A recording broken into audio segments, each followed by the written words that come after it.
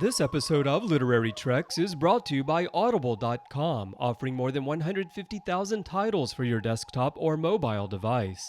To get a free audiobook of your choice, visit audibletrial.com/TrekFM. Also, help us keep Star Trek discussion coming to you each day by becoming a Trek FM patron through Patreon. Get access to exclusive content and become part of the team. You'll find all the details at patreon.com/TrekFM. That's patreon.com/TrekFM.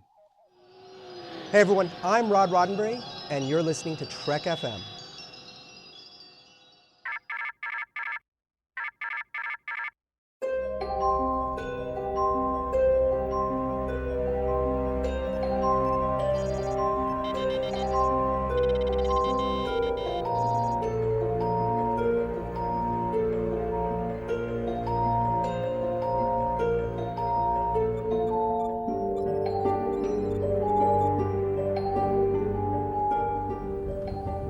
Are you taking all these books? I thought I'd take some light reading, in case I got bored. Welcome, everyone, to another exciting episode of Literary Treks. I'm just one of your hosts, Bruce Gibson, and with me, like he is on every episode of Literary Treks here on the Trek FM network, please welcome, put your hands together for Dan Gunther. Hey-o, how's it going today, Bruce? It's going great. I'm so excited, as I always am on the show. I swear. I must say I'm excited every time because seriously, I am. We have Section 31 Control that recently came out, written by David Mack, and he's going to be on the show here later. And I think there's so much to go through in this book. And if anybody hasn't read it, read it before you listen to this show. And if you don't think you're ever going to read it because you just don't have time, then listen to the show because there's a lot of good stuff that's going to come up. I just know it. Definitely. Get yourself a copy of this book, put tape over all the cameras and microphones you can find, and ensconce yourself in a Faraday cage, because by the time you're done reading this book, you will be scared to death of the surveillance state. So, this book, I don't know what else I can say about it. It blew my mind, and I think our discussion is going to be pretty great. Well, let's go ahead and get into the news before we get into that fabulous discussion. So the first thing is George Takei is partnering with IDW, the IDW that does the Star Trek comics. They're doing a graphic novel with his guidance that's re-examining the Japanese-American internment camps during World War II that George Takei's family went through with firsthand experience. And so he's going to help guide them through the writing of this. And I think this is really great because the first time I heard George Takei was working with IDW, I thought, oh, he's writing like a Captain Sulu book, but this has nothing to do with Star Trek. This is really almost like a biography of his childhood. Yeah, definitely. I mean, a topic that's, of course, very dear to him and very important because, as you said, he and his family went through this. He was very young when his family was interned at an internment camp during World War II for Japanese Americans. You know, because of the bombing of Pearl Harbor, it set off kind of a national paranoia, and he and his family really were victims of what happened at that time. And if you've ever heard him speak on this topic, it's incredibly moving, and I'm really looking forward to his getting this story out in comic form. I'm really excited to see this. Yeah, it's coming out sometime in 2018. We don't have a date yet. So this is geared up for next year. So when we get more information, we will, of course, let you know. And I don't know, maybe we'll even briefly review it when it comes out, just because it has a Star Trek connection because of George. Mm-hmm. Yeah, that's a good idea. We should put that on the schedule for sure when we learn when it's coming out. Yeah. So speaking of comics coming out, we recently had Boldly Go #6 that came out just a couple weeks ago, and we saved it for this episode to review.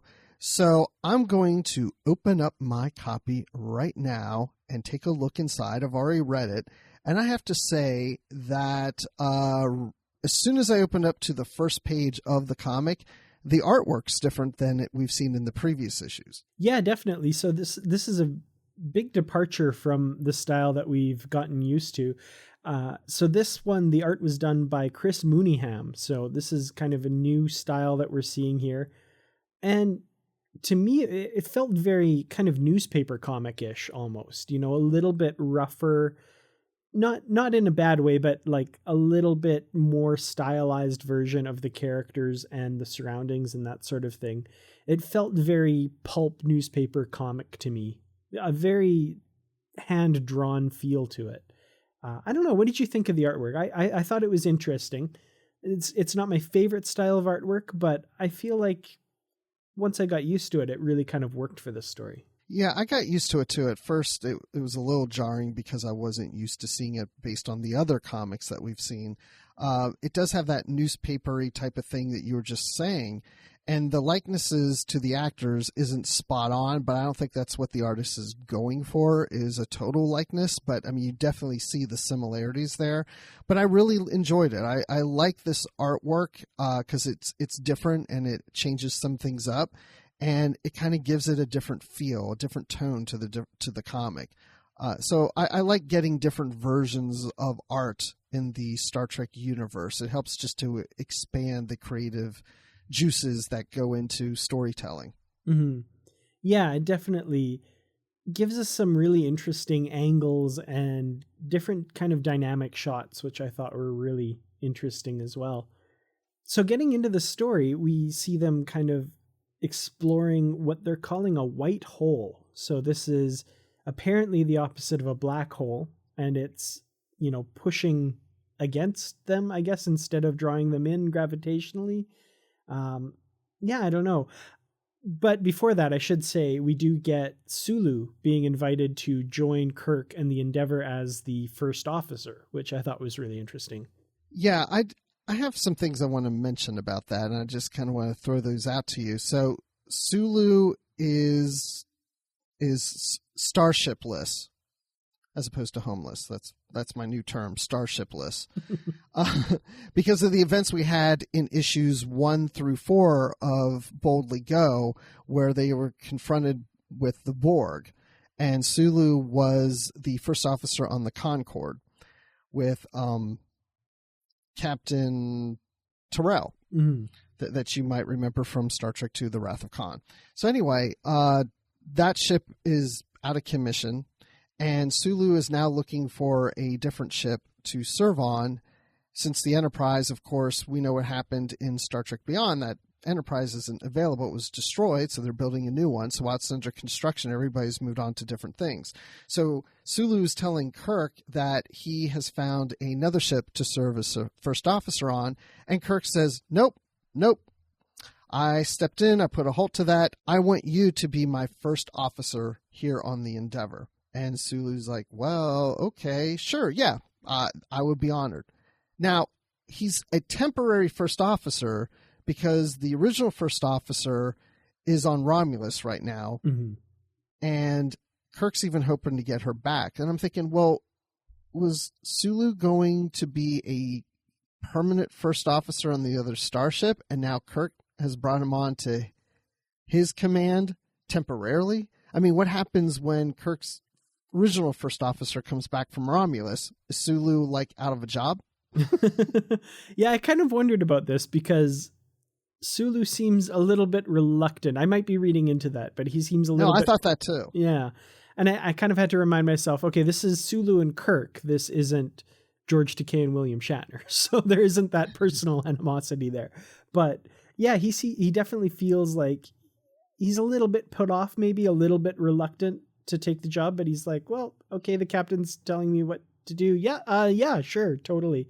But yeah, like, that's a really good question. Is he permanently going to be the first officer here, or, what's the deal, Kirk? What's going on there?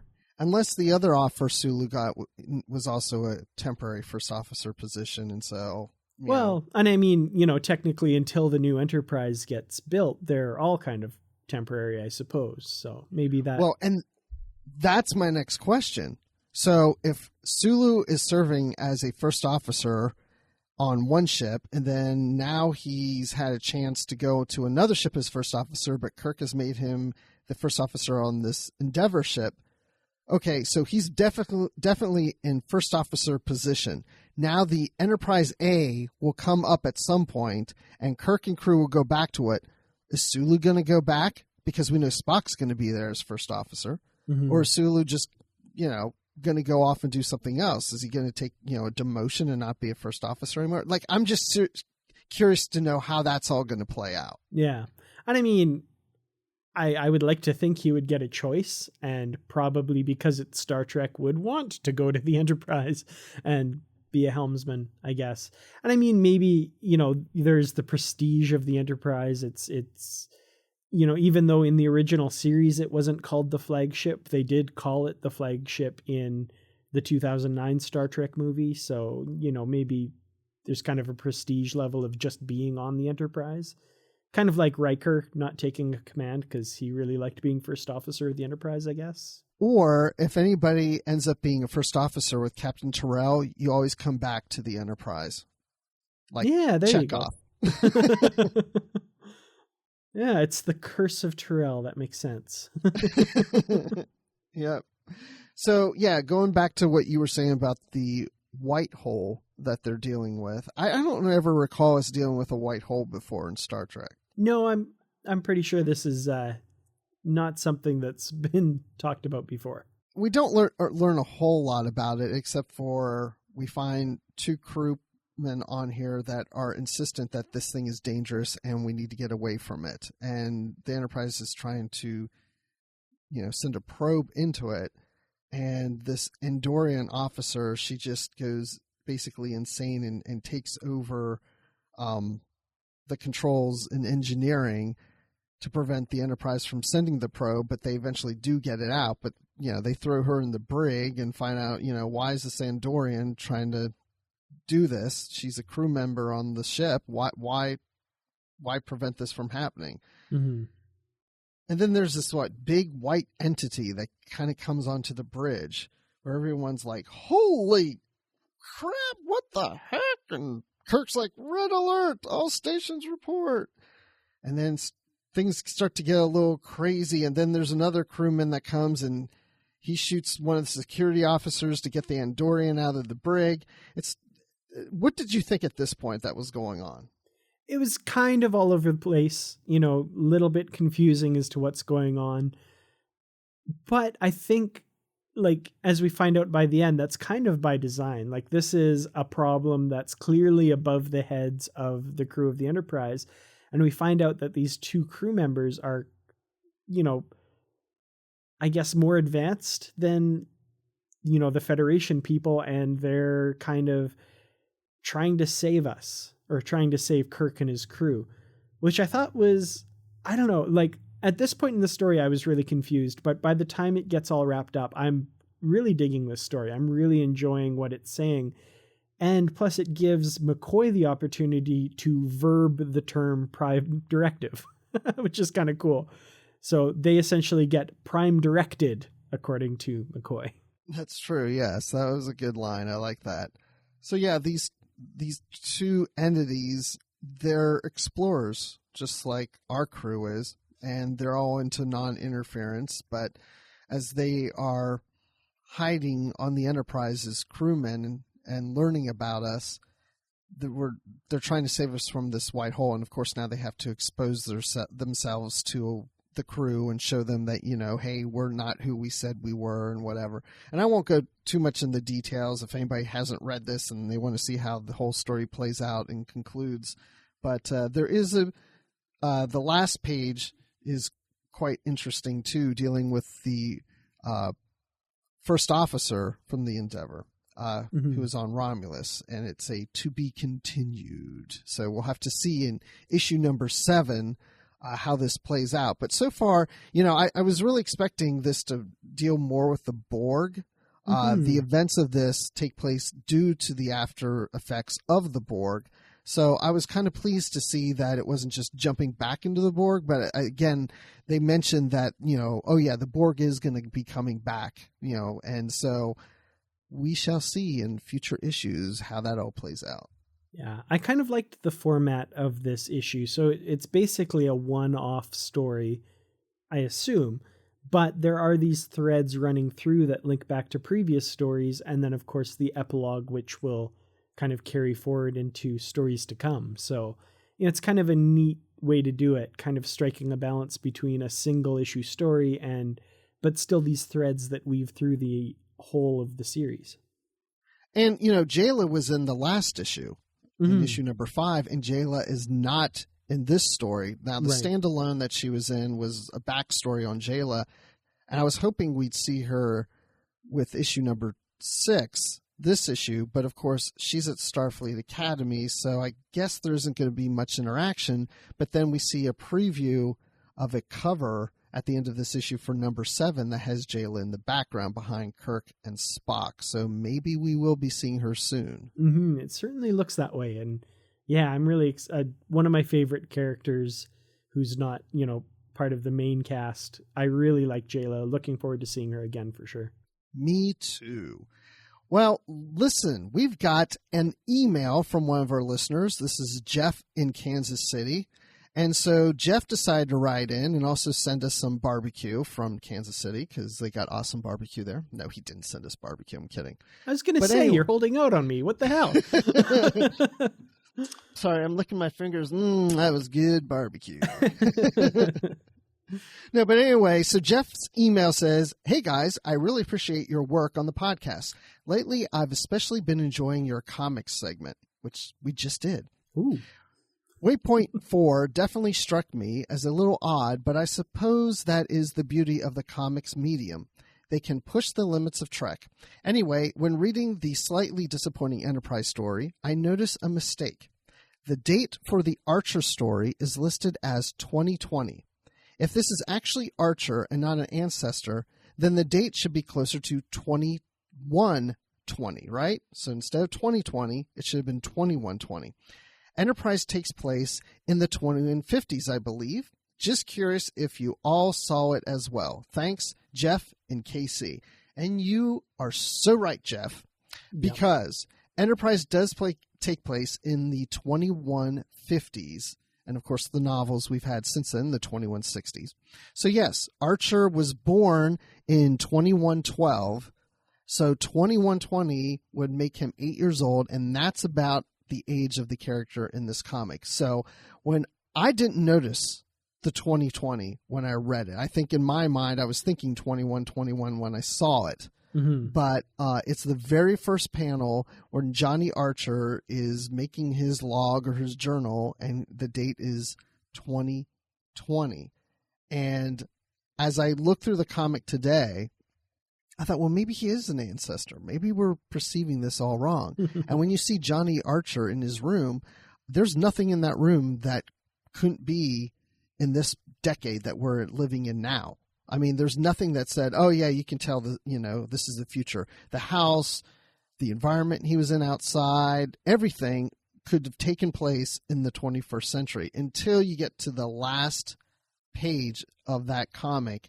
And Jonathan Archer is talking about how Daniels told him that someone went back in time to save his life, his own life. So it definitely is our Captain Jonathan Archer, and the date is incorrect. It should have said 2120. So good catch, Jeff.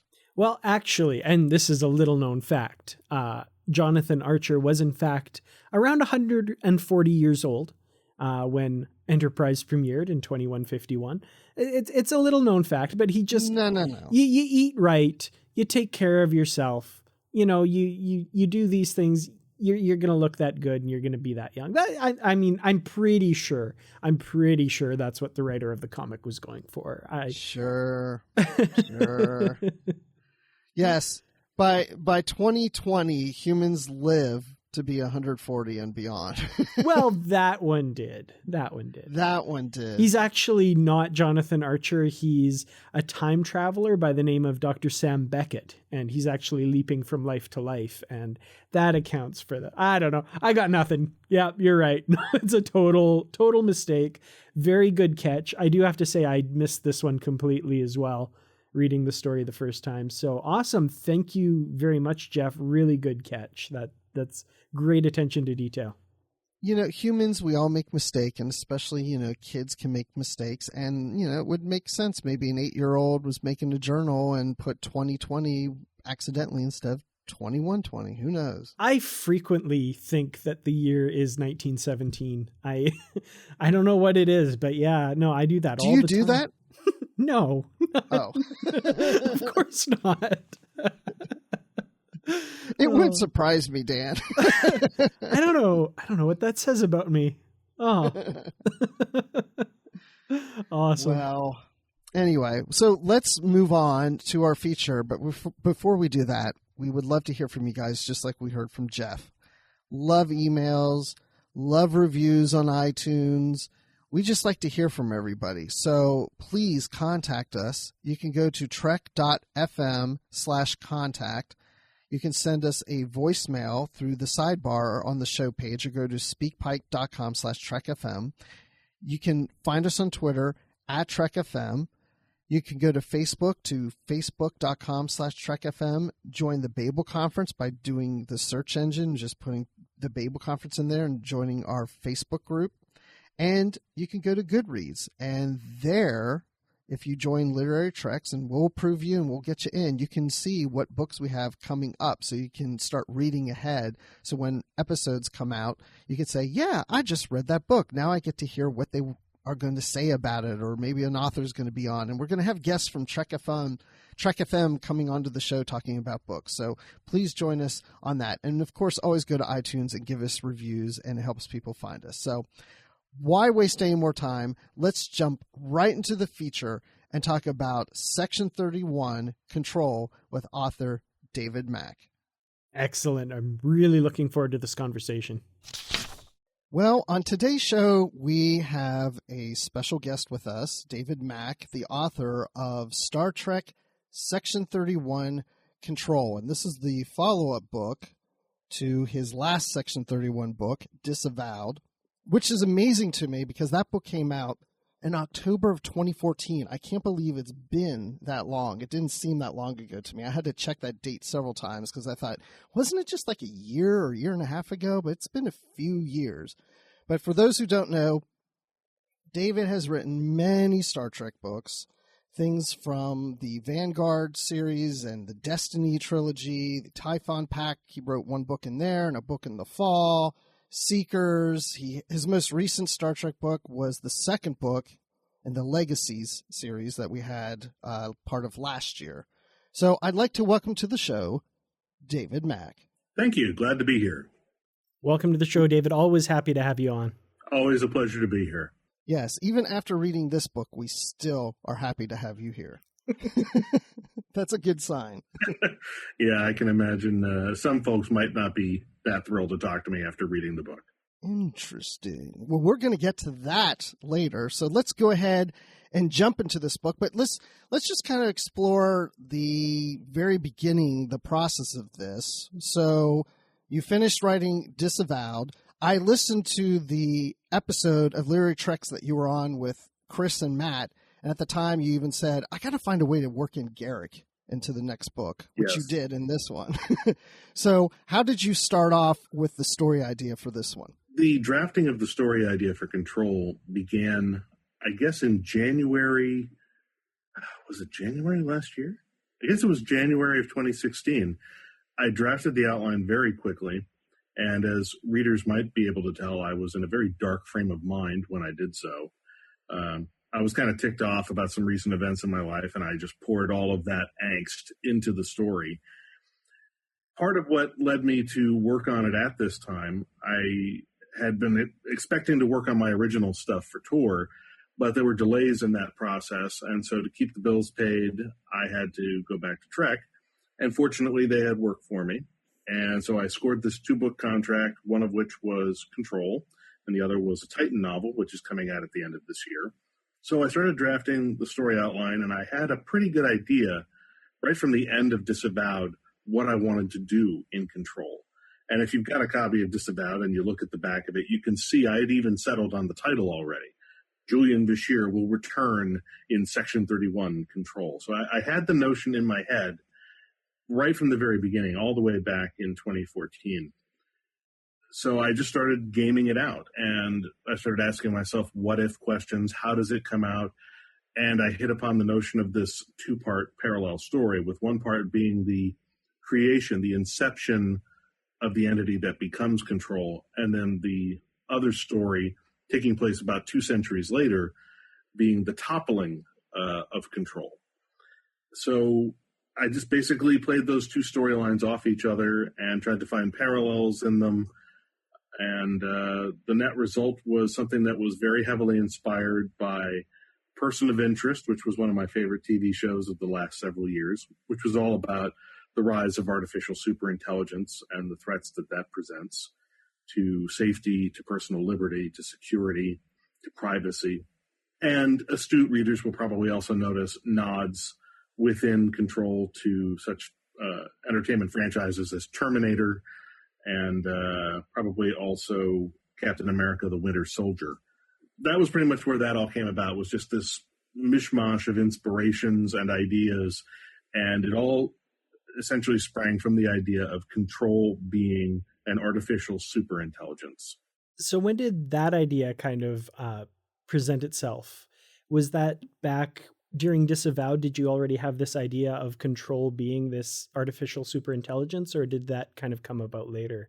It occurred to me while I was writing Disavowed, but I could not find a way to work in that revelation into Disavowed. I couldn't find a way to do it that felt germane and worthwhile. It seemed like the sort of thing that merited a whole book unto itself.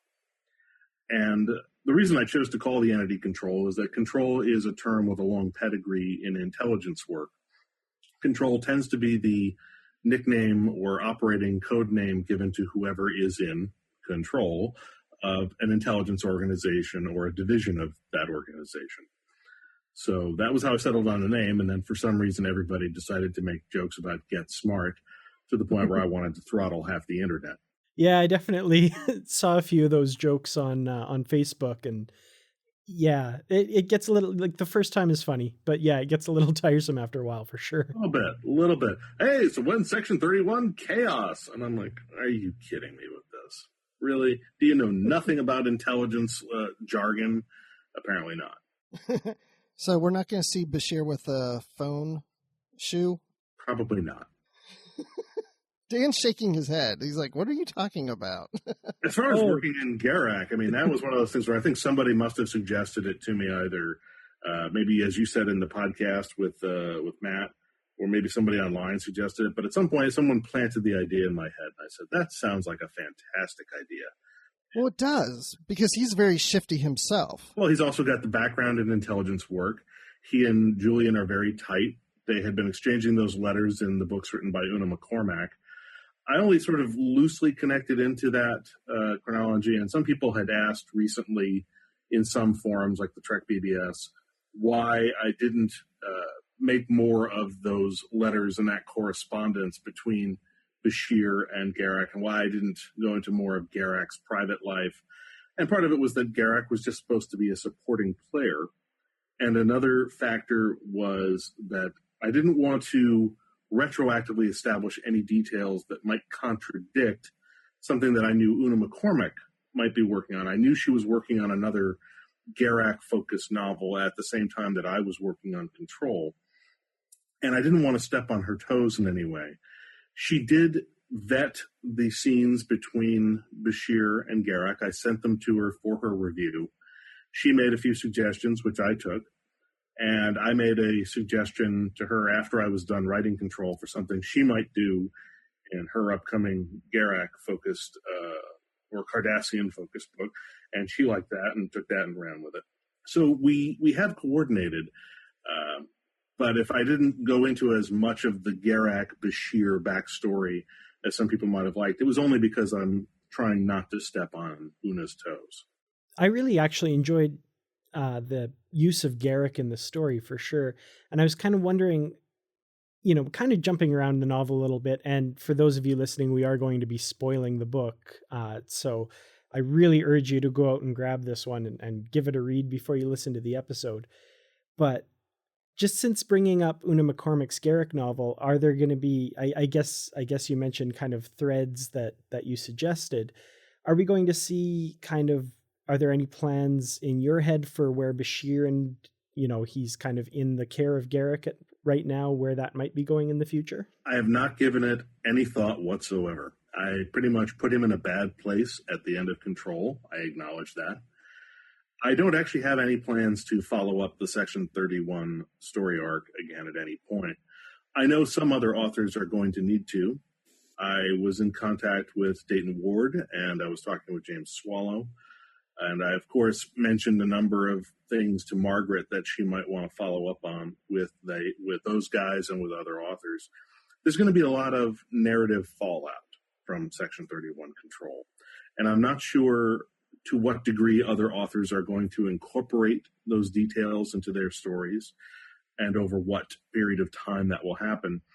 But because we do work in this shared literary universe and we do try to respect the consequences of each other's narrative decisions, I think that we're going to see that Dayton is probably going to try to address some of the fallout for Picard that's going to happen when his role in certain conspiracies and shenanigans are revealed. It's going to go badly for him, and it's probably not going to have a good effect on his career track. Other people are probably also going to find themselves negatively affected. There's going to be impact on the political relationships between the Federation and its nearest galactic neighbors. And I think it's just going to be one of those things where it's going to be a body blow to the Federation's self-image.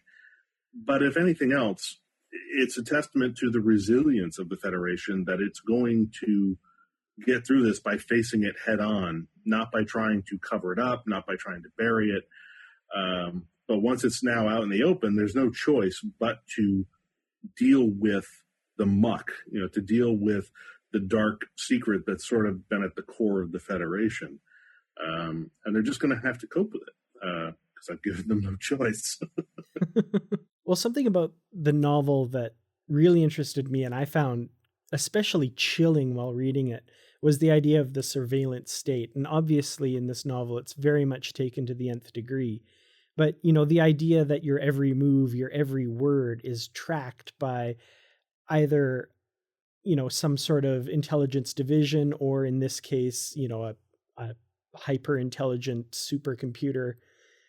We see a lot of kind of erosion of privacy in the world around us today. And, maybe kind of an obvious question, but how much of the story of Control was motivated by very real world concerns about surveillance? Quite a lot of it. And in fact, it's a chilling coincidence that the day the book was released was the day the House and the Senate voted along party lines to let internet service providers sell all of our personal browsing information, our email, the contents of our emails, the contents of our text messages and secure chats.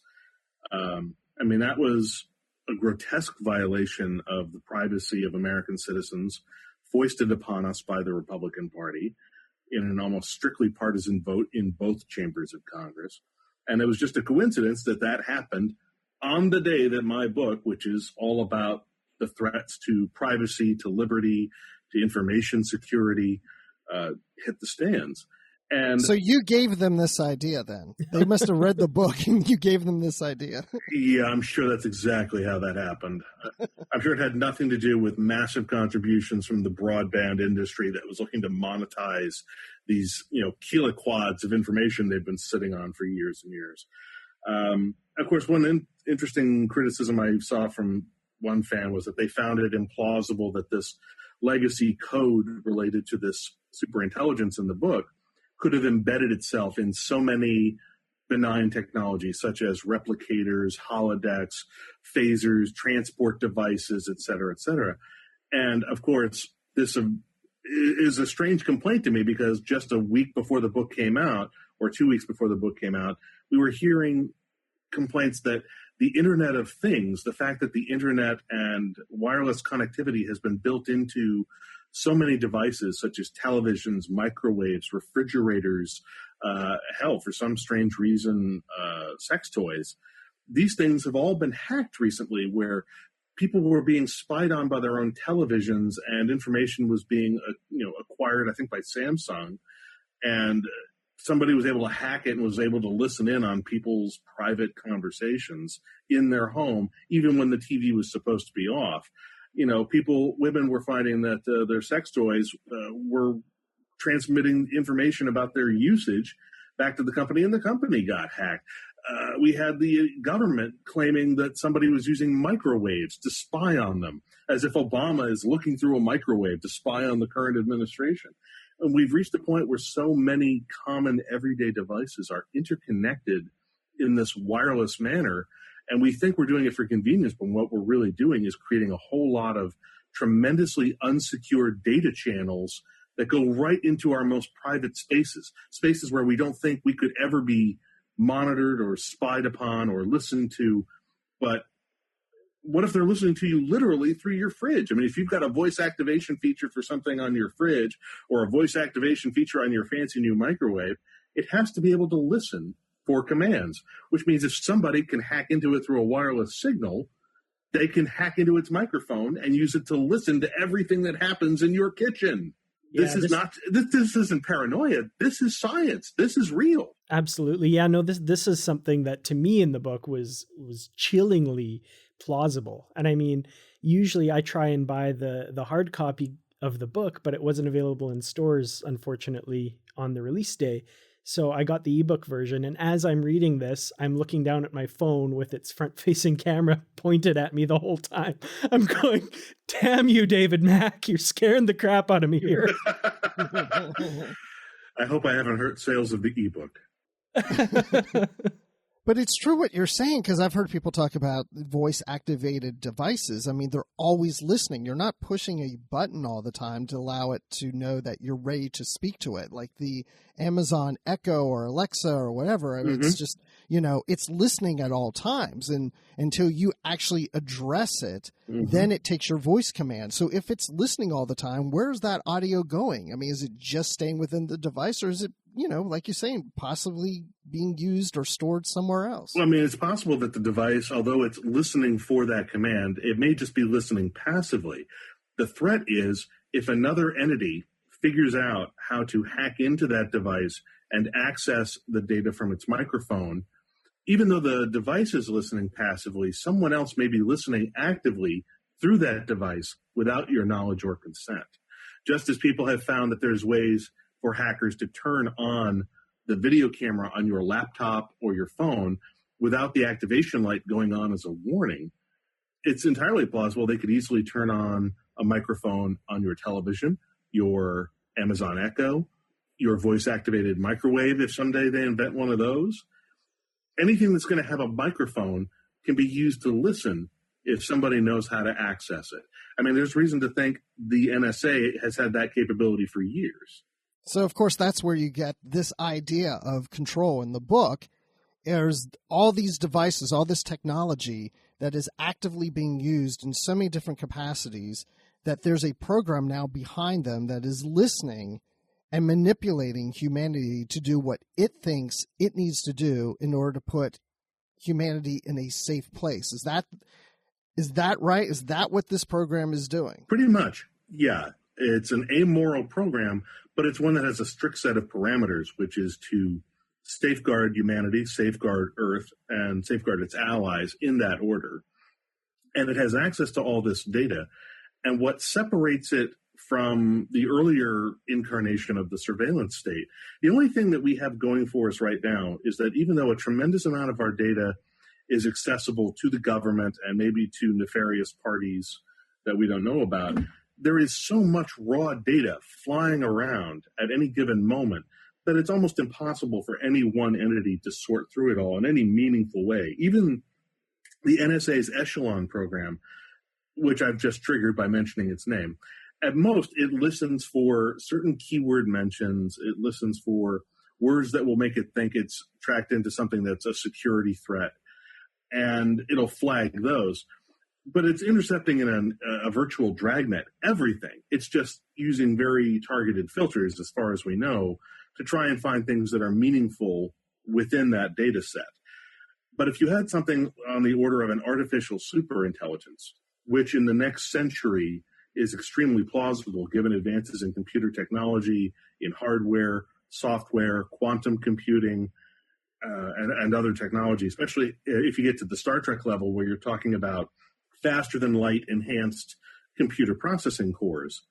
Now you've got an entity that can think at faster than light. And if it can figure out how to propagate signals at faster than light for real-time connections between far-flung points within the solar system and then eventually over interstellar distances, what you have is something that's not just a supercomputer. It's not living on one box in one room where you can go in and just pull the plug.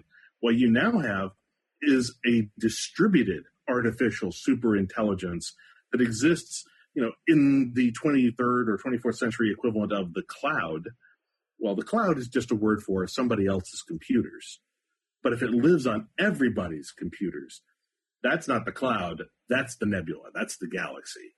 You're talking about a galactically distributed artificial superintelligence. When you get to that level of processing power and that level of access, really what you have is an entity that's capable of just about anything in terms of the manipulation and interpretation of raw data. Okay, so in the book, this super intelligence, this super artificial intelligence, it's called Uraei. Uraei.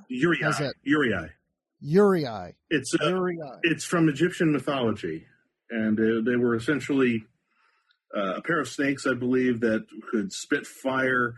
I'm trying to remember which god they were connected to. I think I actually spell it out in the text. I think I mentioned it in one of the early chapters. Funny thing, actually, the original name I gave to it in an earlier draft of the book was Ancile. Ancile was a shield of the Roman god Mars, and it was given to the city of Rome as a symbol of protection. And the myth was that as long as Ancile remained in Rome, Rome would be forever protected from attack. It would remain sovereign. It was to guarantee the sovereignty of Rome. And then to dissuade or thwart thieves or those who would try to steal Ancile, a number of copies of it were made. And it is from Ancile that we get the word ancillary. So I had this great thing. Ancile was going to be the name of my protective superintelligence. And I was told I had to change it because apparently there's a business software company that makes security products, and their name is Ancile. And just because of the specific arena of software they work in, it was feared that it could be seen as a derogatory statement of, on them as a commercial entity. So I was forced to dig in at the last minute at page proofs and replace Ancile with another reference, another name. And I basically had to dig deep into mythology, and I chose Egyptian mythology and settled on Uraei. Were they worried about that, or did you just know a little bit too much? I'm not allowed to say. I should point out that the views expressed by the hosts on... No, I'm just kidding. In no way reflect our real feelings about artificial superintelligences, which we think are just swell. Exactly. So now, okay, in the book, this artificial intelligence is created for protection. Yes. Originally, but it kind of gets out of control. So could you tell us about out of control? Haha, no pun intended. Sure. So can you tell us how that all started, how this program got started in the book? In the book, it is the creation of a professor named Aaron Ikerson, who is working at the Dresden Institute of Technology, along with his assistant, Lenore McGill. They are working on government contract to try and develop a program that can monitor all sorts of data streams to find actionable intelligence to aid law enforcement and Earth security. Ikerson succeeds a little bit too well. He develops this artificial superintelligence that he demonstrates for members of Earth's sort of, I guess at that point, 5 major governments. Earth isn't even fully unified at this stage. And he shows them a sampling of what this thing can do, how it can listen in to everything around the world and find everything from national security threats to ongoing crimes in progress to domestic violence incidents that are about to erupt and require intervention. So it's showing that it's capable of not only seeing threat patterns and ongoing threats, it's capable of predicting threats. And it's capable of doing so at multiple levels. And then it demonstrates that instead of taking action itself, it has been programmed to relay all the things it finds to the proper authorities. This, is a national security matter. This should go to this national security agency. This is a criminal matter. This should go to this law enforcement agency. This is a military matter. This should go to Starfleet, and so on and so forth. And at that point, it seems like it works great. What they don't count on is what happens when you give it these directives, but you also give it these limiting parameters, and someday it finds a threat that it has no recourse for, something where it says, well, it can't go to this because they don't have the proper authority. It can't go to them because they're impotent to deal with it. And it can't go to this organization because that would expose, the existence of Uraei in the first place. At that point, the program is in a conundrum. It has to report, but it can't report. So it resolves the problem by creating something it can report to when it can't report to anybody else. And Uraei, for the good of Earth and the human race, creates Section 31. And it creates a whole network of virtual operatives to give it the sheen of legitimacy. And then through those virtual operatives, it recruits flesh and blood agents, real human beings, who are led to believe that the organization has this history and this legitimacy, but in fact is a completely virtual construct of Uraei. I really, the scientist that created it, I had a real kind of Oppenheimer vibe from him a little bit, kind of. I am become death, I am destroyer of worlds, what have I made, what have I done? Exactly, yeah, he was very sympathetic, I found, because, the idea behind it, it's the road to hell is paved with good intentions and all those cliches, but, he really, and also he sees the writing on the wall too. Oh, he realized belatedly that he had made a terrible mistake. And once he realizes that the machine is outgrowing him and outgrowing his ability to rein it in, he becomes legitimately terrified of this creation. And with good reason. Spoiler alert, the thing kills him in the end because it realizes that he is trying to plot against it. He is trying to rein it in. And Uraei decides that for the good of its mission objectives, it cannot allow itself to be reined in. It cannot allow itself to be neutered or scaled back. So it takes action. And this is one of my favorite chapters that I've ever had the pleasure of writing. Was I wrote an entire chapter in executable code to show the point of view of Uraei, aka Control, as it analyzes and recognizes the threat and then takes action to contain, neutralize, or eliminate that threat.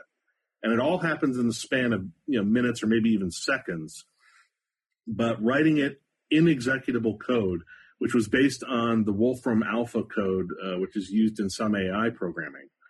And I had some great input on that from Dayton Ward, who in his previous occupation before becoming a full-time novelist was a software programmer, first with the military and then with telecommunications companies. So I had his feedback and input, and I had the Wolfram Alpha language as a foundation on which to build. But I wrote an entire chapter from the point of view of the artificial intelligence in executable code. That was fun. I'm really glad you brought that up because I really loved that chapter. I thought that was a really great way to illustrate what was going on and the kind of tension that's building as you see what Uraei is working towards here. I kind of have to ask, was that something that you kind of had to convince your editor would work? Because I could imagine a lot of book publishers kind of having reservations about that sort of thing. But I have to say, I absolutely loved it. It is one of those things where I'm happy to say that I got no pushback whatsoever from my acquiring editor, Margaret Clark, or the in-house editor, Ed Schlesinger, who had to oversee the production process. There was a lot of interaction between me and the production department, more than usual, in making certain that chapter was formatted very precisely.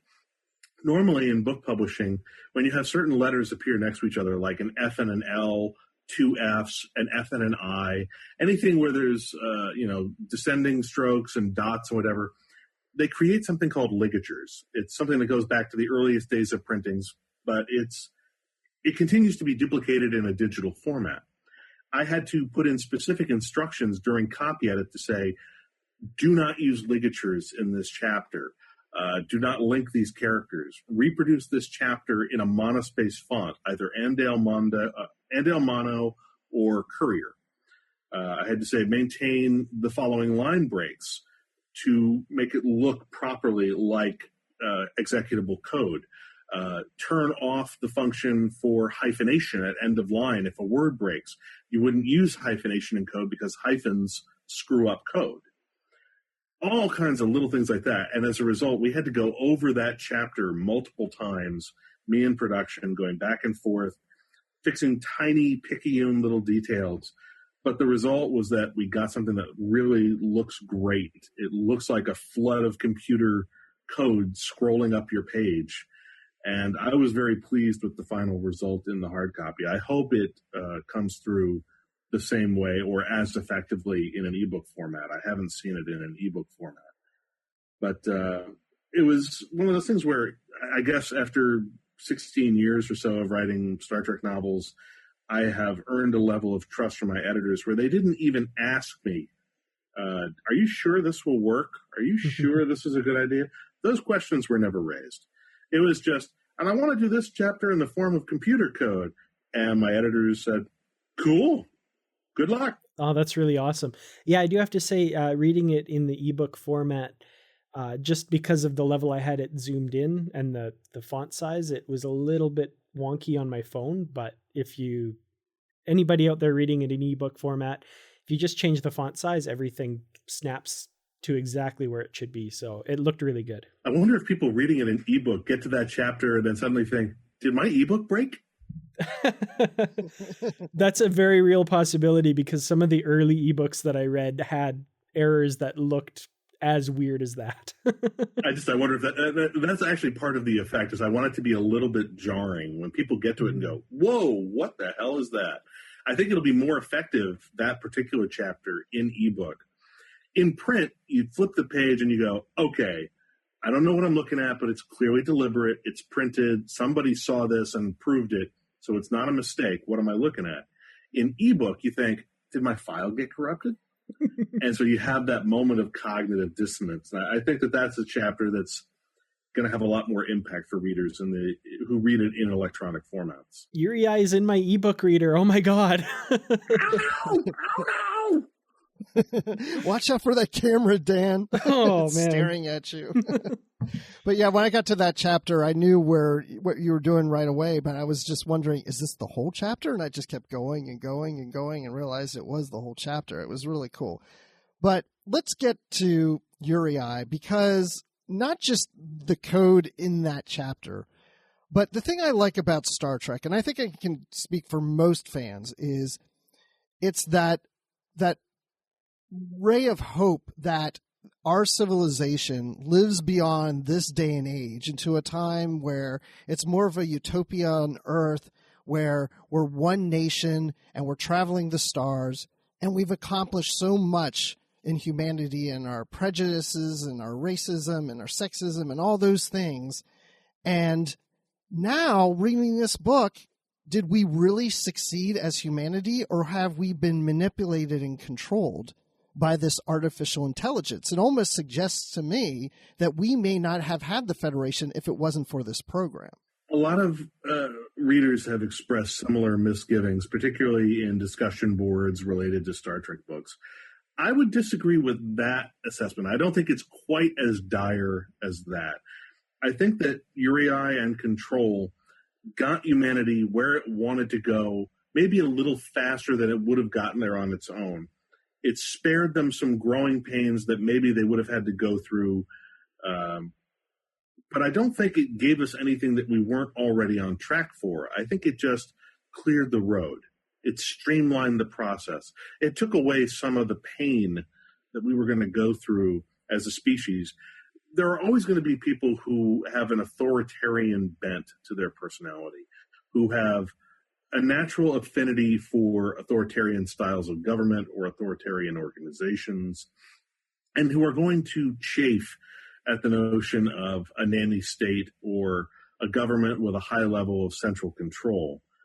And the Uraei and the control entity that springs from it recognizes that And I think it just wanted to get the problem elements, the really violent dissenters, the ones that were going to cause mass destruction, mass damage, the sort of thing that might derail or significantly postpone humanity's progress. It just wanted to get those troublemakers out of the way, which, of course, is a rather dangerous way of looking at it. To call them troublemakers, of course, invokes the FBI's COINTELPRO counterintelligence program from the 60s, which was notorious when certain memos came out saying, we can identify certain troublemakers in SDS and the Black Panther movement, and we can neutralize them. So it has troubling echoes of that. On the one hand, Uraei and Control are definitely meant to be a troubling entity. Its level of interference, its level of intrusion is meant to be troubling. But I think it's going a step too far to say that its intervention and its actions invalidate all of humanity's achievements. It cannot dictate to people what their actions are going to be. It can't decide, for instance, what a starship captain is actually going to do in any given situation. It's not like it's got total mind control over every human being in the Federation. At some point, human beings and their allies still had to do the things they did. They still had to make the choices. They still had to choose peace over war. They had to choose science over superstition. These things still had to happen. Uraei simply eliminated some of the barriers to that progress, and maybe did so in a way that is morally and ethically questionable. Well, some of the most memorable parts of the book for me, for example, were when Uraei manipulated things so that a certain scientist would sit next to someone else on a transport and kind of like... So they would meet and talk. Yeah, exactly. Those guys got it from here, kind of. And arrange for delays so that they would strike up a conversation. And once they did, it's like, okay, they're going to compare notes and they're going to put their heads together. These two will sort it out. But you have to engineer that moment of fate that puts them together. In that respect, Uraei is sort of like a form of virtual fate. It can set the stage, but it can't control what the players do once the stage is set. It's basically like a director of an improv troupe. You do your best. You try to move the right pieces into place, but you're dealing with improv actors. They're going to surprise you. So you just have to be prepared for every eventuality and have a contingency plan. That's what Uraei is. It's a series of algorithms and contingency plans that are constantly revising, constantly updating, constantly branching and growing and learning. Well, that kind of leads me to one thing about Uraei that I thought was very realistic and made a lot of sense was basically its frustration with us meatbags, us slow humanoids who, might get around to thinking something correctly, but he's already a million years ahead of us kind of thing. And I thought that was really interesting how frustrated it must be with us. It also doesn't really have much in the way of peers. I mean, you might have the Fellowship of Artificial Intelligence that Data dealt with in the Cold Equations trilogy, and which had been previously established in Immortal Coil by author Jeff Lang. But I'm not sure that Uraei would find companionship with the Fellowship of AI. I think it might view them more as rivals or as threats. And by the time we get to the end of Control, part of what I was going for was that Control on a certain level, after a few centuries or a couple of centuries of unfettered power, has become a bit of a megalomaniac. It has become a bit high on its own brand. It has been smoking. It's been smoking its own brand, and it's starting to believe it. And that's a bit of a problem. You've got an AI that is essentially starting to go off the deep end. But it starts to recognize that in itself. Right. It realizes, for one thing, that Section 31 as an entity is a necessary evil, but it's also something that every now and then starts to get out of control. And when that happens, you've got to rein it in, burn it down, and then bring it back when you're ready for it. That's how we explain certain events in the history of Section 31 that made it seem as if the organization had been exposed, or why it seems to have lain fallow for long periods of time without activity. And the notion here was that the Tesla affair, which goes back to my first pair of full-length novels, A Time to Kill and A Time to Heal, which were released in the fall of 2004. Those moments sort of represent the moment at which the current incarnation of Section 31 started to go off the rails. That's the point where they began to just go too far. They started to, the human operatives and the biological operatives of 31 began to take it upon themselves to meddle in things where even Control was not telling them to do so. And at that point, Control realizes, okay, they need to be reined in. At a certain point, they become a liability, and Control realizes it is in the best interest of the Federation to burn this organization down, expose it, let all of its crimes come to light, let it all get swept away. But before it can do that, it wants to know, it wants to be sure for itself that it has set in place sufficient safeguards that the Federation will continue in the absence of Section 31. It wants to know that as it steps into the background to go and do other things with its virtual life, that it is not leaving the Federation undefended. It wants to, that's pretty much the point of the final chapter, which is from the point of view of Control in the aftermath of Section 31 getting burned down at the end of the book. It's sort of looking ahead. It's looking at all of its future projections and saying, okay, all of the major threats that could have challenged the Federation have been dealt with. They've been contained. The current rivals are all pretty much going to stumble and fall on their face within the next decade or 20 years. Federation's in a good place. It's trending in a good direction. They seem secure for the moment. If they don't need me, I'm going to move on. I'll be watching. I'll be listening. I'll still be here. But it seems like they've got this. That's pretty much the intention. That's the subtext of the last chapters. Control realizing they don't really need me anymore. They got this. So it's almost like we've grown up, right, as the Federation. We're now able to go on our own, where the leash is off the dog and we can start running. Right. The parent has realized the child doesn't need me anymore. I can step back. If something goes wrong, I can step back in, but for now, they don't need me. So do you think this is going to change the way the authors approach the books going forward in this timeline and how they approach the Federation, or is it really doesn't seem to have much play in the storytelling? Well, there's going to have to be some aftermath that comes from this book. Obviously, Picard has his role in the Tesla affair exposed. The assassination of a sitting Federation president is exposed, along with the assassination of several key senior members of his administration. That's going to be an uproar. The crimes of Section 31 and of the Uraei software and the intrusions it made into the networks of both friendly and rival powers, that's going to be a storm. They're going to be dealing with blowback on this for years. And it's going to shake a lot of people's confidence in what the Federation represents. But in a way, I think that that's just going to push the Federation to prove its bona fides and prove its virtue even more than before. I think that, again, some of the authors, I know that I spoke to Dayton Ward, and he felt that he had been looking for a reason to justify some career reversals that he was going to visit upon Jean-Luc Picard. And when I told him what I was doing in Control, he said, "Oh, that's perfect." So I know that Dayton is probably going to take that ball and run with it. Una McCormick has been very closely involved with my planning on Control. She knew exactly what I was doing, where I was going, what situation I was leaving Bashir in. So she's going to pick up those story threads in a Cardassia novel that she's already written. So I know that Una's going to deal with it, Dayton's going to deal with it, and I think I made some mention of the fallout of those events in my Titan novel, which is roughly contemporaneous with the events of Control. As for how it's going to get propagated out into other books by other authors, I have no idea. I don't know what Margaret is telling the other authors. I don't know what other books have been planned. And at this point, I don't even know if the Trek license, I think the Trek license is being renegotiated right now. So I don't think any books have been purchased yet for 2018.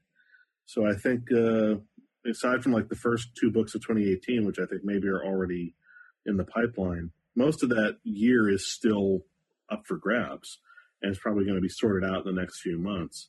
I might or might not be aboard with that, as I'm currently working on a pair of books back to back for Tor. But at some point I'll return to Trek. I just don't know when. Excellent. Well, another aspect of this story that I wanted to talk a little bit about is one of my favorite characters in all of Star Trek history, and that's Data. And the way that he and Lal are used in this story, I have to say I really appreciate. A lot of fans out there are like, oh, when's Data going to be back in Starfleet, all that kind of stuff. But I think this book especially really illustrates how far he has come as a character and how kind of unfettered he is by the limitations that he had back in those days. It's kind of hard to imagine him being a Starfleet officer again and kind of being a subordinate when he's this powerful a being. And I was wondering if you had any thoughts as to, where Data and Lal are in their journey right now, and kind of any, do you see where he might be going in the future?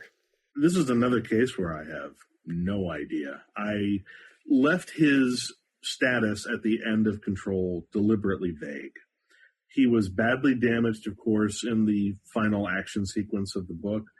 However, I do have someone pass along information, Garak telling Ezri, or maybe Ezri telling Garak. I'm sorry, I think it's the other way around. Ezri telling Garak, I have it on good authority that a certain artificial friend of ours is getting the help he needs from Starfleet to rebuild himself, and etc.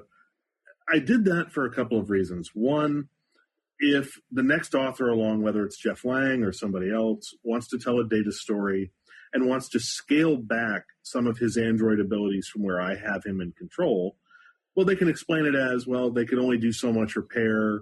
The Starfleet didn't have the necessary tech. It's going to take Data time to figure out how to rebuild it on his own. He doesn't have the resources, doesn't have the time, whatever. So that was one thing. Another was, if they really want to bring him back into Starfleet, by creating a situation where Starfleet is assisting him with his repairs, that he's going back to Geordi is assisting him, maybe Captain Maddox is involved.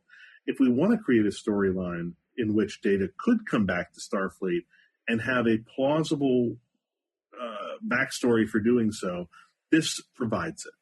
He could now be in contact, he's working with them, and then some situation could arrive for which Data is particularly or uniquely suited to answer the call, and they could say, we need you back, will you accept a temporary commission and come back to deal with this? And for the sake of a single story, you could justify Data coming back in. And if at the end of it, the character change for Data is that he realizes this is still a good life and this is still a good place for me, then you can justify that within the context of the story. As far as Lal was never Starfleet. She would have no love of Starfleet, no reason to go to it. She might want to stay near her father. What I was really hoping to accomplish with Lal in Control was to explore the deepening of her moral world. Although she looks like an adult woman, she has the point of view of a child. She's only a few years old. She's only recently resurrected.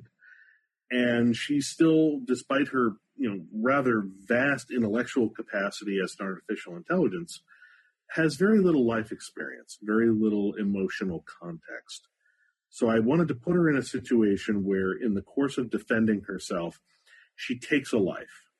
And she does it completely justifiably. This is someone who was shooting to kill, who had dangerous weapons, who could have done her serious harm or even destroyed her. And she does what she has to do to survive. But then she's haunted by this decision because she is an artificial intelligence who has an almost perfect replay memory. She can relive this moment in her mind in a virtual state over and over, and she can replay it with variations. She can think, what if I had done this? What if I had done that?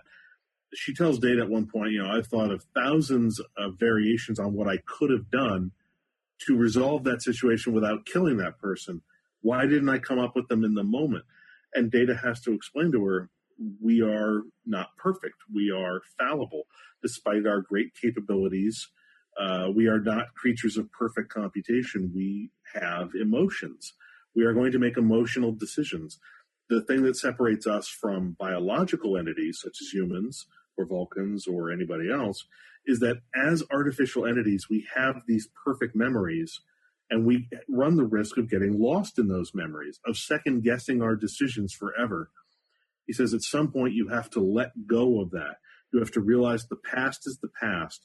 It cannot be undone. It cannot be replayed. And there is nothing to be gained by torturing yourself with this instant replay in your head over and over. At some point, you simply have to accept that you did not act out of malicious motive, and you have to move on from that. And for Lal, that's a very important thing, because she has sort of taken a step into a whole new moral universe. She is now someone who has taken a life. And that's a very big step for her, and one that's very difficult for her, and one that's difficult for Data, because he's had to do it himself, but now he revisits those things the same way she does, with emotions embedded into his matrix. And he is now in a very strange place where, as her father, but also as her mentor into artificial existence, he's got to counsel her. This is how you live with these decisions. Yeah, I really appreciated the story kind of taking a moment to deal with that. It to me felt like a very, kind of ironically, a very human moment. And it was one of my favorite parts of this book, for sure. It was actually the moment where she retreats down into the cargo bay and is sort of seeking this moment of isolation, and he comes down to offer her perspective and solace, was inspired by one of my all-time favorite scenes in cinema. Although the scene that I'm thinking of in the movie had no dialogue whatsoever. It's the moment in the movie Casino Royale when Bond comes back to the hotel room and finds Vesper in her dress in the shower, shaking and trembling after they've had to kill the guy in the stairwell. And she's just totally in shock. And he sits down next to her in the shower, and he turns up the heat on the water. And he just, in his tux, sits down beside her and comforts her. It was the emotional tenor of that moment where someone who before that incident could have a certain claim to a degree of innocence, however tainted it might have been, however flawed it might have been, there was still a measure of innocence because she was someone who had not taken a life. And then from that moment forward, she will always be someone who has taken a life. And Bond realizes that this is a woman who is not cut from the same cloth that he is, and that this is a true emotional and psychic wound for her. And he still has enough of his own humanity left that he's able to reach out and offer comfort. And that moment in Casino Royale was the inspiration behind Data counseling Lal for all of her guilt over defending herself. Yeah, I really love how you brought these characters back from where you left them in your Cold Equations books. I mean, it was just great to. I wasn't even expecting them to even appear in this one, so it was a great, pleasant surprise to see Data and Lal on this one. But I feel like we've talked so much about the program and about Data, and this is really Bashir's the lead character. I feel like he's really the one that's just leading us through all these elements that we're talking about. But he has that relationship with Sarina Douglas, and the two of them are out to take down Section 31, which, of course, we found out it's more of Uraei's involvement that really takes down Section 31. But, Sarina hasn't been always loved by fans. I mean, I've always loved the relationship of Bashir and Sarina, but for some reason, a lot of people just do not like Sarina, but I think they're going to like how this book ends. And I was wondering if... I think that, I guess I have to take some of the blame on that. If fans don't like the depiction of Sarina in the recent books that go back to Zero Sum Game and which continues through A Ceremony of Losses, then Disavowed, and now Control, if they don't like Sarina, at least partly that's my fault. It means that on some level, I, as the author, have failed to make them sympathize with her. I have failed to make her a sympathetic character. I failed to demonstrate to them in prose why it is that they should sympathize with her, why they should like her, why they should care about her. If they don't, then on some level that failing is mine. And I regret that because I truly loved her character, and I believed in the romance between her and Bashir. There were some people, I think, who have just never given up on the whole Bashir-Ezri thing, even though in the literary continuity, that crashed and burned within about 6 months after the DS9 finale. They were just not meant for each other. And what happened was Ezri, in the books, embraced the full potential of the Dax symbiont, embraced a bigger destiny, switched from medical to command track, and has seen a consistent upward trajectory in her career ever since. Whereas with Sarina, I went back and I rewatched both Statistical Probabilities, which introduced the Jack Pack, and then Chrysalis, the Deep Space Nine episode in which Bashir frees Sarina from her sort of cataleptic state by bringing her senses and her synapses back into sync. And there was a great romance happening at the heart of Chrysalis. Bashir actually states in that episode, "I have finally found the woman I have been looking for my entire life." This is not a statement he makes lightly. This is not something that he just tosses off. He clearly believes this is his soulmate. This is the woman he's always been looking for. But in the end, he has to let her go because she is not ready to be with him. She has only recently been freed from the cataleptic state in that episode. He wants to move into full-blown relationship. She still has to learn how to live. So he has to let her go. And for fans, I guess, that was the end of it. They wrote it off as romance of the week. I see it as the great lost love of Bashir's life. This was the moment he had waited for, and then it was taken from him. So that in Zero Sum Game, when she comes back, she represents the return of possibility for Bashir. When we caught up with Bashir in Zero Sum Game, which was my novel for the Typhon Pack books, the notion was that by that point, a lot of his peers on DS9 have moved on in ways that he has not. Worf has gone on to become an ambassador. He's had a diplomatic career. Now he's first officer on the Enterprise. He's back on the command track. Ezri's got her own ship at this point. Kira has moved on to other things. Someone else is commanding the station. All his friends are gone. Everybody's moved on to bigger and better things. Even Quark is an ambassador of the Ferengi Alliance. Everybody has become something greater, something bigger in Zero Sum Game except Bashir. Bashir looks around and realizes, I've been standing still for 10 years. What happened? What happened to my life? What happened to my potential? And then he's offered a chance to live up to his potential, and I did it by bringing back Sarina and sort of enmeshing him in the whole intelligence thing, which was always his fascination, his obsession. And I tried to as much as I could to make the relationship between Bashir and Sarina, which I reignited in Zero Sum Game, I tried to make it plausible. I tried to make it real. And I tried to make it something significant to Bashir. And it disappoints me that some fans or some readers of the books feel that I just didn't pull it off. But if that's how they feel, that's how they feel. But I tracked them through numerous books. They've been through tons of adventures together. They've been through hell together. And when he had to leave the service, she left the service after Ceremony of Losses. And, so I hope that her fate at the end of Control and, let's not be coy about it. She dies. She dies badly. It's a tragic ending, and he has to watch her die, and it's a horrible loss for him. It's the kind of loss he's never had to take in his whole life. He's never been through anything like this. And it breaks him. It shatters him. It ruins his world. After she's gone, the way that, in specific, the manner in which she is taken from him destroys him. It leaves him wrecked and hollow and basically broken. And by the end of the book, he is left in the state in which he first found her. And that's not accidental.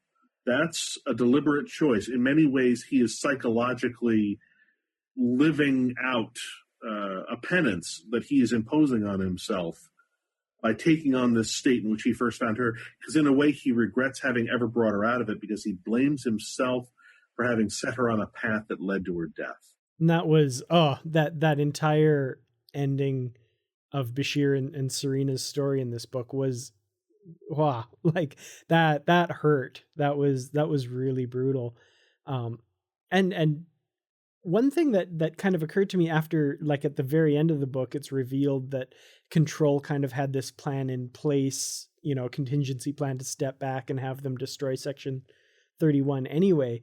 Just so vindictive and cruel on Control's part to... Yeah, it's an amoral entity. It has no morals, it has no ethics, it has no feelings. Mm-hmm. Yeah, and I mean, it wasn't even vindictive in the sense of, oh, you thwarted my plan. It's like, no, you performed your role exactly in my plan as I wanted to, and here's your reward. Like, oh, brutal. I loved it. I loved it. I mean, I thought it was genius. I was just like, wow, this entity is really controlling everything to the point that I think it's lost its mind, which we kind of talked about that a little while ago. But it's like, the whole book was planned by, the whole storyline's basically planned by this entity. I mean, it got what it wanted out of it. And even though we don't like what it did to some of our characters, because I love Sarina, and I mean, it's the only time in a long time that I've read a book where I said out loud, no, no, no, no, no. My wife's just staring at me. Here, absolutely. But yeah, I mean, I loved it. It was great. Yeah, I mean, it was heartbreaking for me to kill her off, because I love the character and I love the relationship between her and Bashir, but I realized that for this book to have weight, for it to have meaning, Bashir's victory had to come at a price. And then when you find out that victory has actually been subverted, you realize the whole thing is an unapologetic tragedy. And that sort of takes me back to my first ever Star Trek novel, a short novel, Starfleet Corps of Engineers, Wildfire. I mean, my first foray into writing, prose for the novels, on my own was a tragedy. And I guess I sort of wanted to get back to those roots. And I felt like I hadn't written a true tragedy in a very long time. And this one definitely fits the bill. Absolutely. Yeah. No, I can't think of a better term to describe it, for sure. Yeah, it's a tragedy, and it was intended from the very beginning to be a tragedy. There is no victory. There is no catharsis. There is no joy. Tragedies, in the classical sense of drama, tragedies end in death and comedies end in marriage. Well, this ends in death, death, death, and more death, and disgrace and downfall and destruction and ignominy. This is an unapologetic tragedy. It was always meant to be, and that's exactly what it is. Well, you've changed how I view the Borg, you've changed the way I view Data, and now you're changing the way I view Section 31 in the Federation. I don't know how much more you're going to change, but it's working for me. Anytime I watch anything now, I look at it in a different lens. Let's just say that. Well, if you enjoyed that, I hope you'll enjoy my Titan novel, Fortune of War, which is coming at the end of 2017. It's going to be released, I believe, on the last Tuesday of November. And the blurb for that is already out, so I can spoil a little bit. If you remember the TNG third season episode, The Survivors, where the TNG crew meets Kevin and Rashawn Uxbridge, the last two survivors of the Husnock assault on, I believe it was Deltarana 4.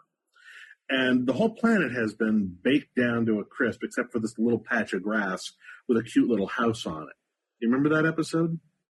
Oh, yeah, absolutely. And it turns out that Kevin Uxbridge was this immortal being called a Dowd, which has godlike powers.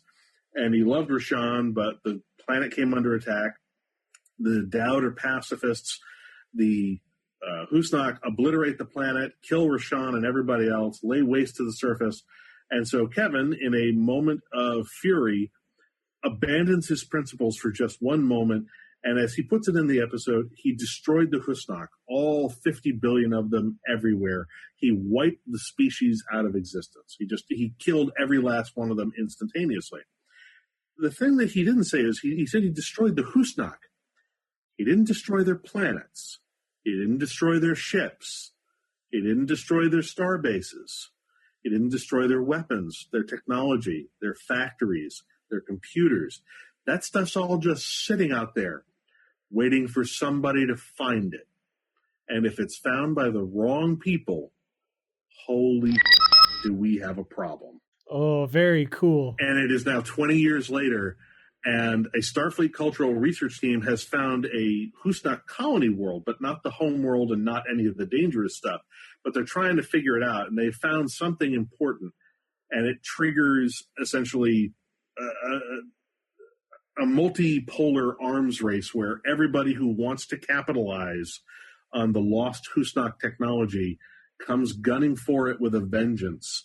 And you've got players coming at this from every angle, and the Titan and its escort ships, its battle group, if you will, are caught in the middle. And although they are normally ships of exploration, on this occasion, they are told, you've got to get in there, you've got to secure this stuff, and make sure nobody else gets their hands on it. And if they do, you've got to neutralize them at all costs.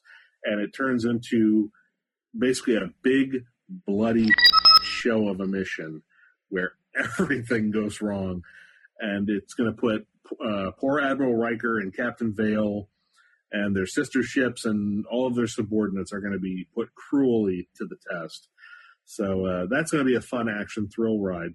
And then at the, I don't want to say the other end of the spectrum, but in a very different approach to an action-oriented Star Trek novel, at some point, either later this year or maybe early 2018, I have no idea when this book is coming out, I've finished writing a Star Trek Discovery novel. And I've been working on this in close contact with my friend Kirsten Beyer, who, as you know, is in the writer's room on the new TV show. And I've been getting great feedback from her and from the writer's room, the producers. I've been in the loop on scripts, production material, photographs from the set. So I've had everything really that they can provide to me, they have shared with me. And that book is going to be a lot of fun. I still have to be kind of circumspect. I don't have an approved publicity blurb for it, so I can't really say anything about the content of the book, except that it deals with the characters, ships, and situations that are going to be established in the first 2 episodes of the show. I think it's going to be a fun book for fans to read. I think it's going to have a lot of things where they're going to go, oh, yeah, I was hoping you were going to do that. And I think it's going to be a great companion piece to the premiere of the series. It's going to give us some really great insight into the main character, Michael Burnham, played by Sonequa Martin Green. We're going to learn some important things in the book about her past, about her history, her youth, things that are going to be hinted at in the series but not gone too deeply into. And again, although I have to be circumspect, I will say that the core idea for the book came from a specific request by Brian Fuller, who at the time the request was made was still the showrunner. And the show is still continuing on that track that he set. So this book isn't just like something that I pulled out of my butt out of nowhere and tried to graft onto their property. This is a storyline that one of the show's co-creators asked me specifically to explore. And the feedback I've been getting so far on the manuscript from my editor and from Kirsten has been very good, very favorable. I'm told that a number of the writers on the staff are interested in reading the manuscript. They're curious to see what I've done with the characters. And I think that fans are really, if fans dig the new series, anybody who digs the new series, I think is really going to love this book.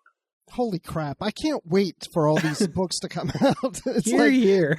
We got to wait till November for the TNG book, and then who knows when the Discovery book. I mean, oh my gosh. I'm hoping the fall, but it could be, who knows? They haven't actually told us when the show is going to drop. The only thing I know for certain is that because the book contains spoilers for those first 2 episodes, the publication of my book for Discovery has to be held until, I think, a few weeks after whenever they finally set the date for the premiere. So at this point, that's part of why the publisher can't release publicity material related to my book. We can't release the blurb, the description, or anything because we don't know when the book is going to drop. And we're trying to keep as many of our cards as close to our vests as we can because we don't want to spoil anything. I mean, hell, I didn't even want to spoil the main character's name, but it got splashed all over the news this week. So it's out there now. So now I can say it, Michael Burnham.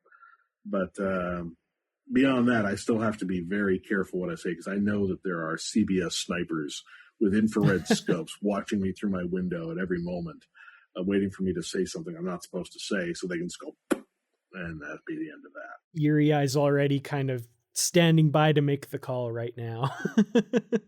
And then the other thing I can tell you is that what I'm looking forward to is, I believe either in late January or early February of 2018, we'll see the release of, at long last, The Midnight Front, which is the first book in my Dark Arts series, which I'm writing for Tor. I just finished vetting the copy edits.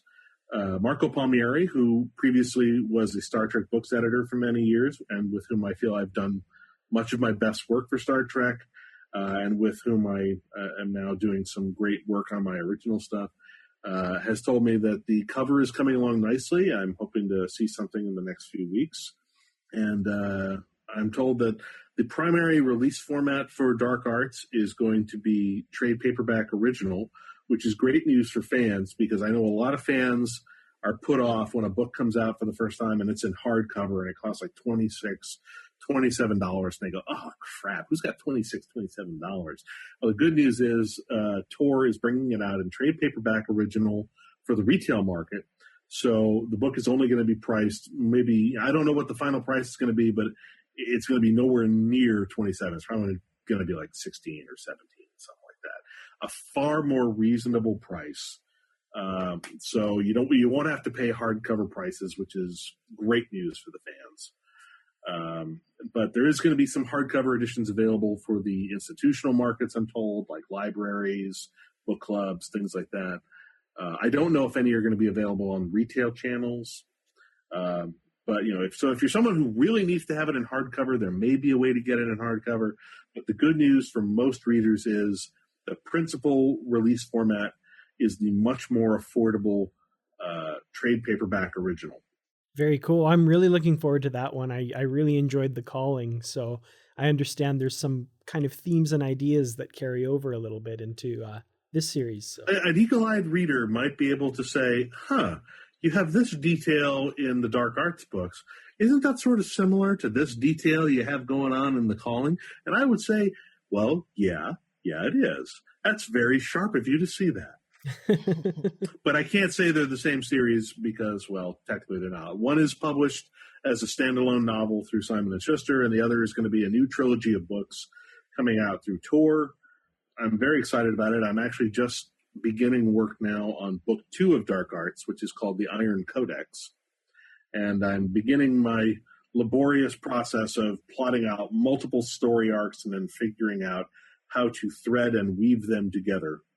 And once I figure that out, I also have to plot out book 3 because the publisher has told me that they would like to have faster turnaround on the series. They don't want to have fans wait like a year or a year and a half between books. They've asked me, they said, if there's any way I can get these books done sooner so that they can expedite the delivery of books to fans, maybe with only 8 months or 9 months between books instead of a year and a half, they would much prefer that. So I've been asked to prioritize the project, and I'm doing my best to do so.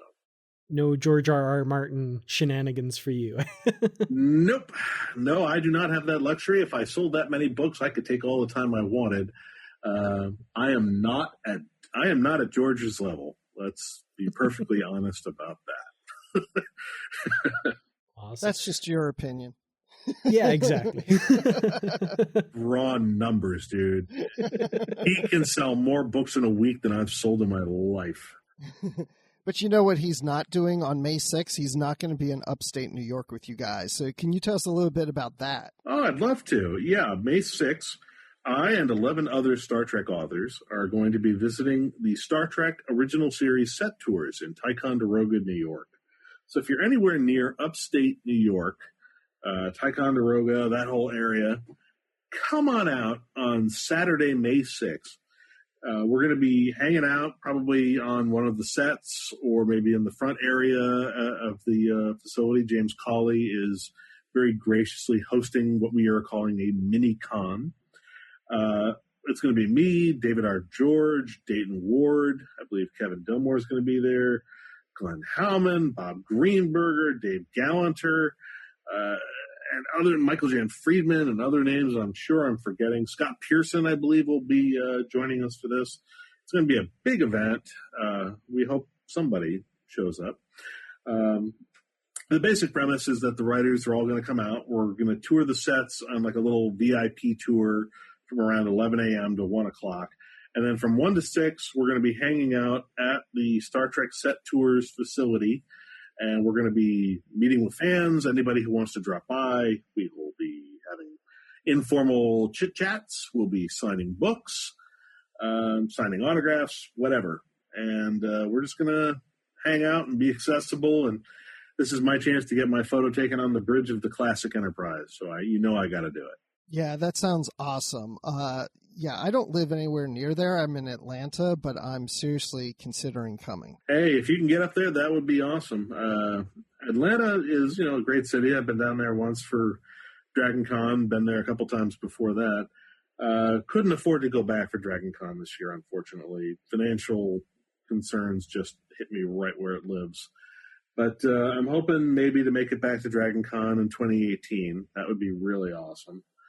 And let's see, I think my only other major convention appearances this year, I'm doing Shore Leave in July.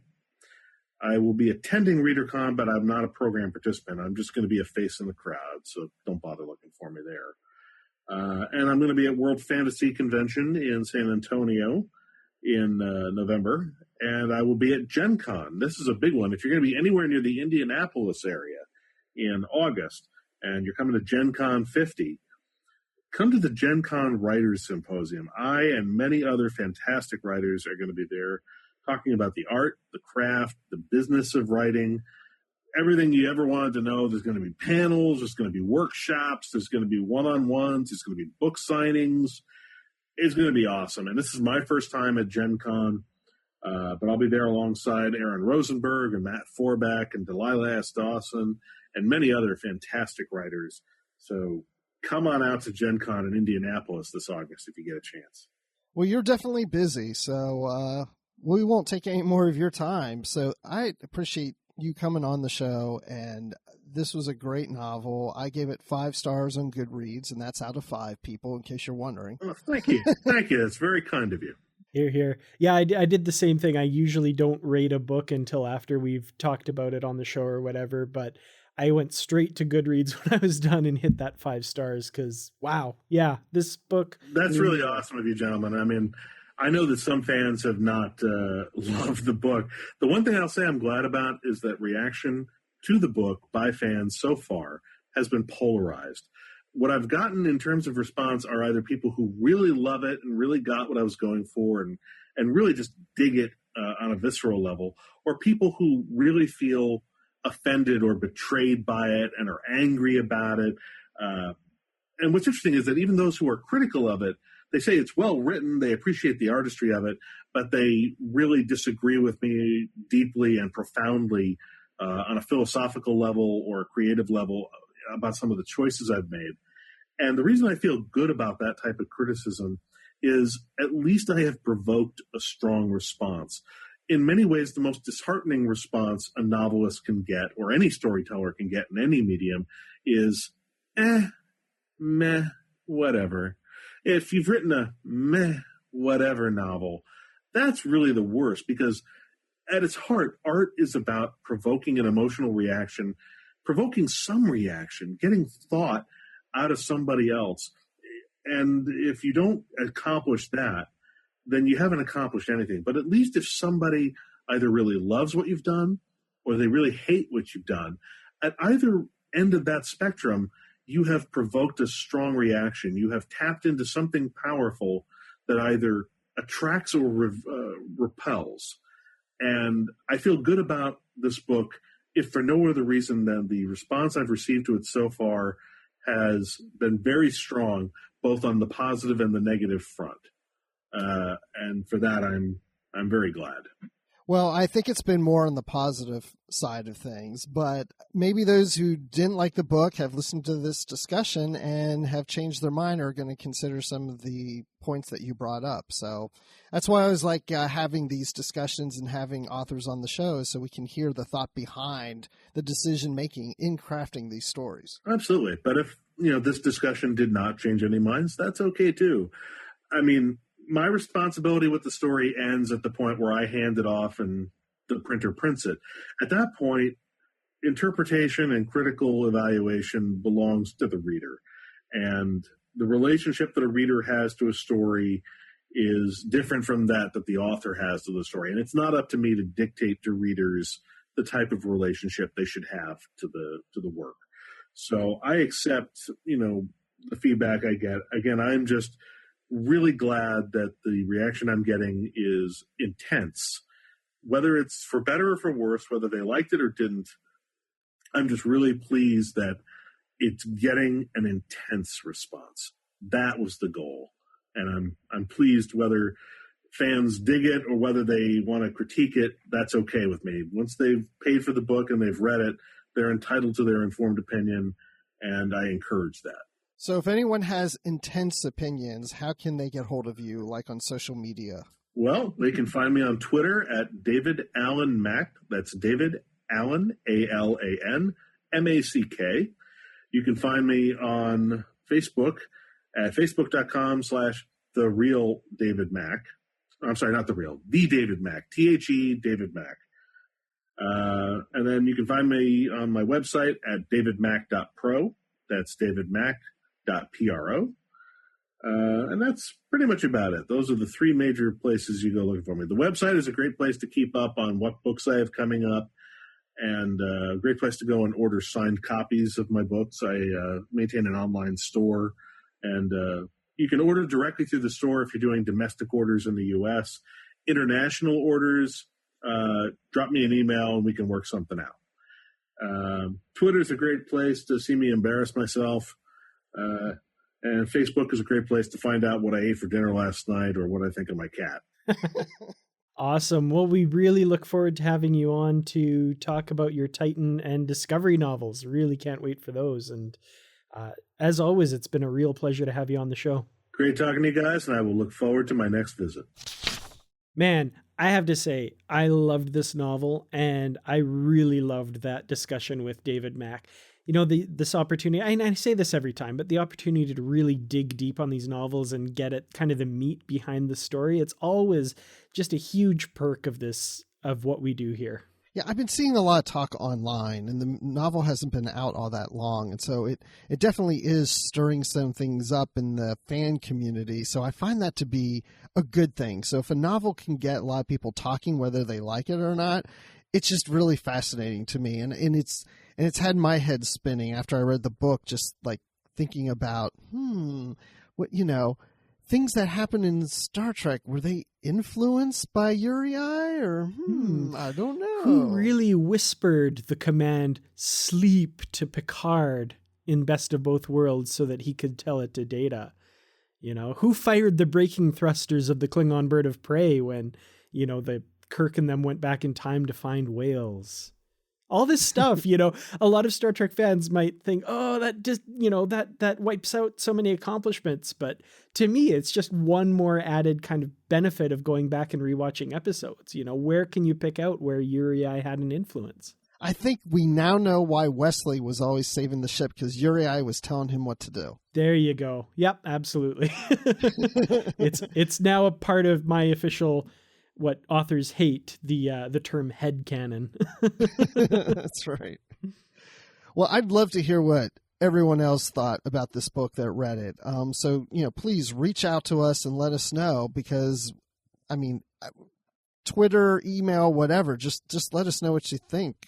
Maybe we'll even read some of your comments on the next show, because this book really has some interesting insight into the Star Trek universe and kind of changes some things up. So, Dan, when you're not spying on our listeners through their mobile devices and TVs and microwaves, where can people find you? My intentions are all good. I'm just, reporting incidents that I find questionable. I'm not taking any kind of unilateral action on my own. I swear. But yeah, no, you can find all of my public postings on facebook.com/Kertratz Productions. And I mean, those are wide open. You don't even have to spy to get those. You can find me on Twitter at Kertratz, that's Kertrats. And you can find me on YouTube at youtube.com/Kertratz Productions. And Bruce, when you're not putting tape over everything in your room that you think might even possibly be a camera, where can we find you? My wife does a lot of the taping around here because that really is happening. And my kids are too, with little flowers, stickers. It's kind of funny. You can find me on Twitter at Admiral_Rex. And you can also find me in the Babel Conference on Facebook. That's our private Trek FM listeners group on Facebook. So if you search for the Babel Conference, BABEL, you can find us in there talking about this topic and other things you've heard on Trek FM. And if you want to hear me talk Star Wars, you can hear that on the Star Wars Report podcast with Riley Blanton and Mark Herleman, and we'll be at Star Wars Celebration this coming week. So we have a lot of good information coming out of that. So tune in for that. Now, if anybody is listening to the show, you obviously found us somewhere online or through some kind of podcast app. So we are available on Apple, on Stitcher, on TuneIn, Spreaker, SoundCloud, Windows Phone, all these places, RSS links, and of course on Trek.fm. So continue listening, subscribe, give us some reviews on iTunes. That helps listeners find us, and also support the network and the show through patreon.com. You can go to patreon.com/TrekFM, and you'll find our current goals and different milestone contribution levels. And if you donate a certain amount, you can even be associate producer of Literary Treks, just like our buddies Ken Tripp, Greg Rosier, and Brandon Shea Matala, who support the Trek FM network. And being a associate producer here on Trek FM is great support to us here on Literary Treks. So we're just going to end things there, and we want to thank you all for listening. And until next time, live long and read on. What do you call that, light reading? To each his own, number one.